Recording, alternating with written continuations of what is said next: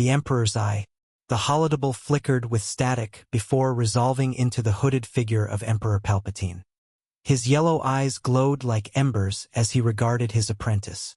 "You hesitate, Lord Vader," the Emperor hissed. "Reports reach me of prisoners spared, of compassion where there should be fire. Do not tell me this clone is clouding your judgment." Vader knelt, his head bowed. "The captain is useful. His tactics ensure victory." Palpatine's voice sharpened. "Victory without obedience is hollow. Do not forget, loyalty is not his virtue. It is yours.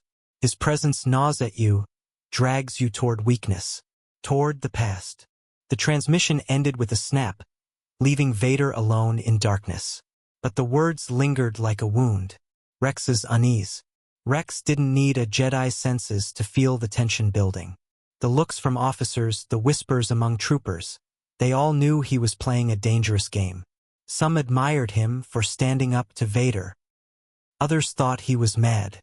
Late one night, Jesse's old words echoed in his head. "We're soldiers, Rex. We're expendable."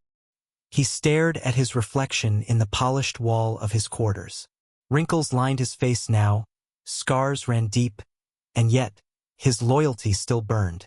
But was it loyalty to the Empire, or to the man buried beneath Vader's armor? The test. On their next mission, Vader struck swiftly at a rebel cell. When the battle was won, he gave a quiet, deliberate order to Rex alone. "Kill them."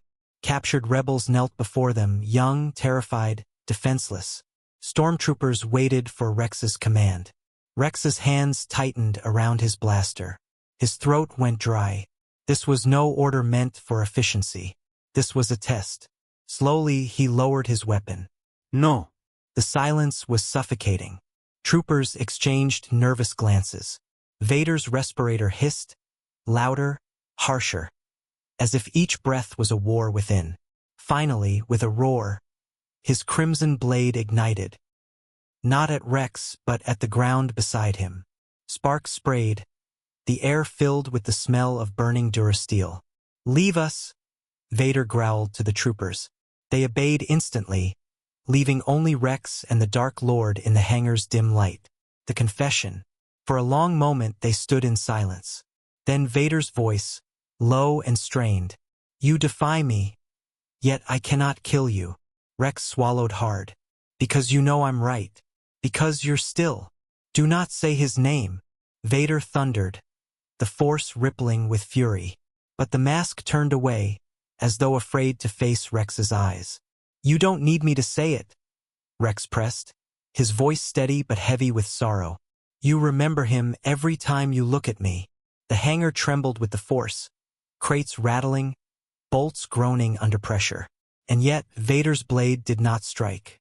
Instead, with a sound more like a plea than a command, Vader whispered, "Leave, Captain, before I change my mind." Rex hesitated, then holstered his blaster, turned, and walked away. Each step echoed with the weight of a truth he could no longer ignore. He hadn't just survived Vader's wrath.